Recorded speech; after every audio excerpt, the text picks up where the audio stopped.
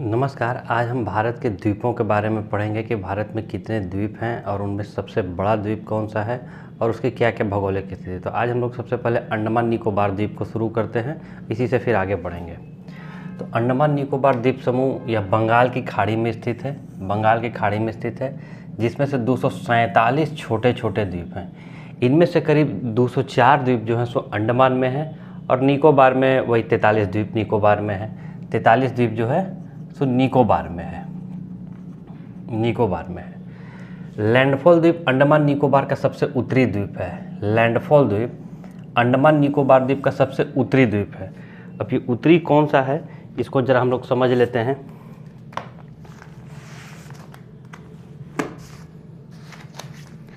अंडमान निकोबार द्वीप का सबसे उत्तरी द्वीप जो है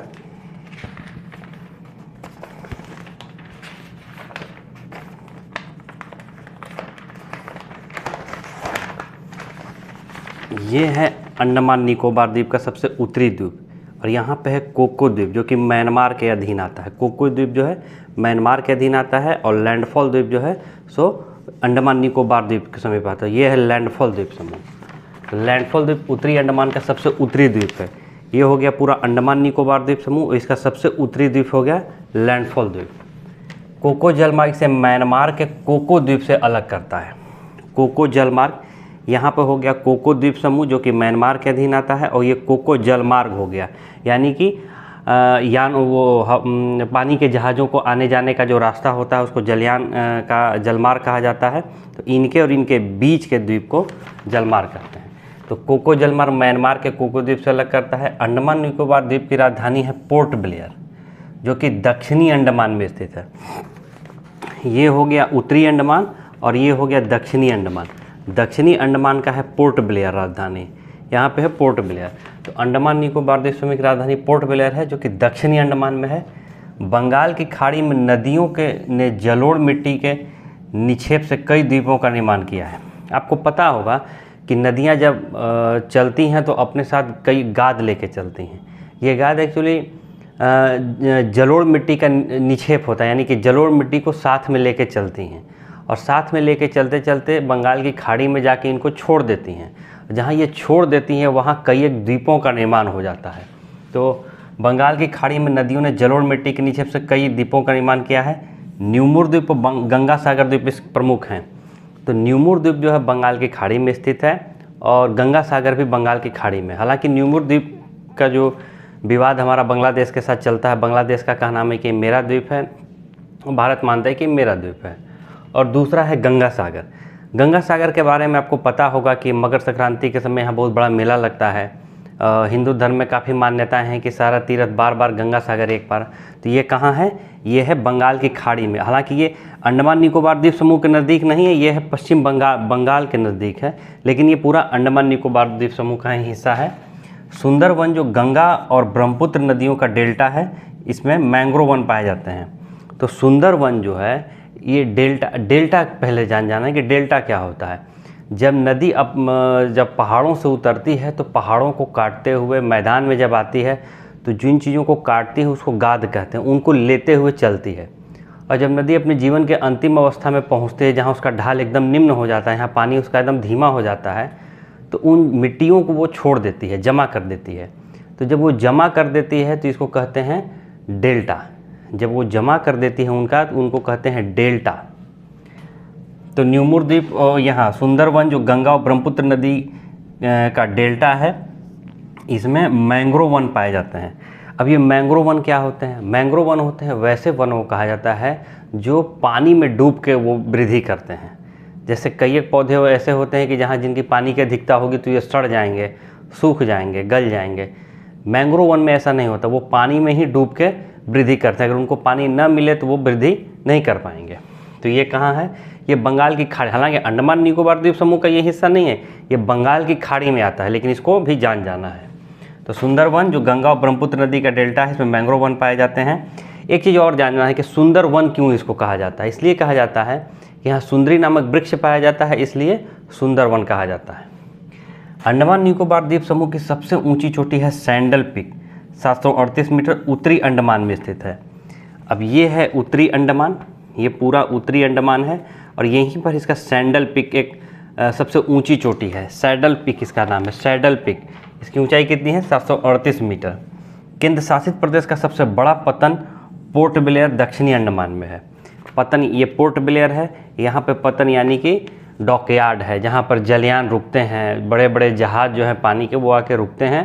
तो केंद्र शासित प्रदेश भारत में 8 हैं, 8 में सबसे बड़ा जो पतन है वो कहाँ है? अंडमान निकोबार द्वीप समूह में है।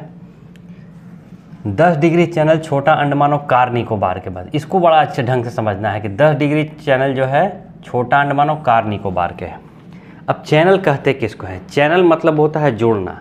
जैसे आप टीवी का चैनल बदलते होंगे तो आप एक फ्रीक्वेंसी से दूसरे फ्रीक्वेंसी को जोड़ते हैं, तो चैनल मतलब होता है जोड़ना। जैसे आप और तो जोड़ना, जैसे चैनल को एक फ्रीक्वेंसी से दूसरे फ्रीक्वेंसी में गए तो उसको जोड़ना कहते हैं, उसी तरह से चैनल होता है जोड़ना। तो 10 डिग्री चैनल है, यह है छोटा अंडमान और कार निकोबार।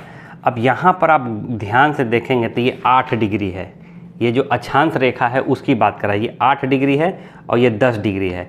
तो ये हो गया आपको कार निकोबार, कार निकोबार और ये हो गया छोटा अंडमान। इन दोनों के बीच में 10 डिग्री चैनल है, एक दूसरे को जोड़ रहा है, छोटा अंडमान और कार निकोबार।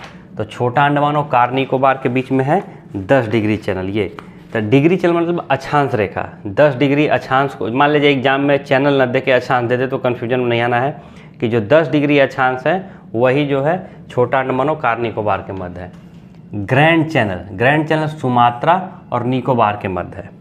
अब अगर देखा जाए, अगर विश्व के मैप में देखा जाए तो यहाँ पर हम विश्व का मैप देखते हैं तो भारत आता है यहाँ, इसको थोड़ा और खोलते हैं तो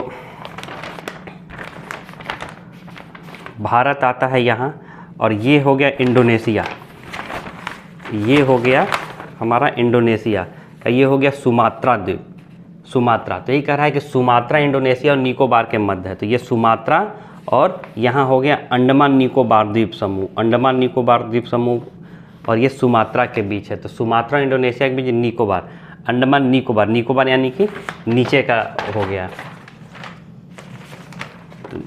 तो निकोबार यहाँ हो गया और सुमात्रा इंडोनेशिया में हो गया। डंकन पास दक्षिणी अंडमान और लघु अंडमान के बीच है, डंकन पास दक्षिणी अंडमान और लघु अंडमान। अब बात किया जाए दक्षिणी अंडमान, तो ये हमारा छोटा अंडमान हो गया और यहाँ पे हो गया दक्षिणी अंडमान और उनके बीच है लघु अंडमान के बीच। कोको स्ट्रेट, कोको द्वीप और उत्तरी अंडमान के बीच है कोको स्ट्रेट, यहाँ पे हो गया कोको स्ट्रेट, स्ट्रेट मतलब सीधा हो गया, और उत्तरी अंडमान ये हो गया उत्तरी अंडमान, इनके बीच है कोको स्ट्रेट इसको कहते हैं। पाक की खाड़ी तमिलनाडु और श्रीलंका के बीच है। अब अगर इसको देखा जाए ध्यान से तो ये हो गया तमिलनाडु, तमिलनाडु में ही यहाँ पर ये हो गया पूरा बंगाल की खाड़ी और ये हो गया तमिलनाडु। तो तमिलनाडु में, और ये हो गया श्रीलंका। तो श्रीलंका, अगर आप तमिलनाडु को ध्यान से देखें तो ये नीचे वाला हिस्सा को कहेंगे दक्षिणी तमिलनाडु, इसको कहेंगे उत्तरी तमिलनाडु।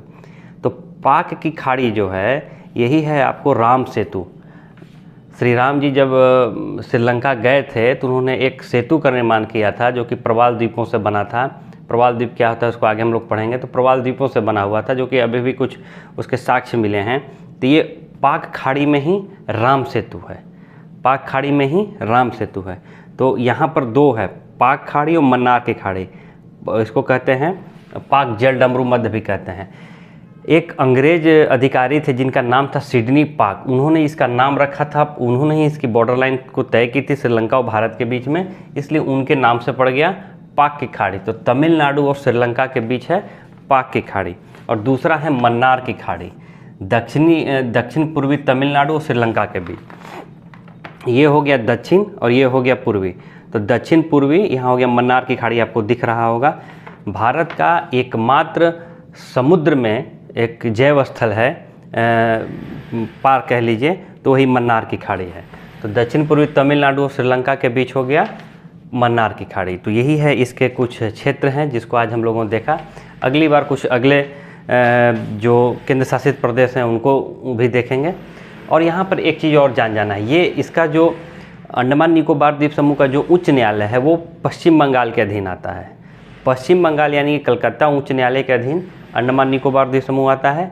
यहाँ की भाषा जो है तो ज़्यादातर बंगाली बोली जाती है, क्या है कि पश्चिम बंगाल में के करीब होने के कारण यहाँ बंगाली बोली जाती है। तो आज के लिए इतना ही, धन्यवाद।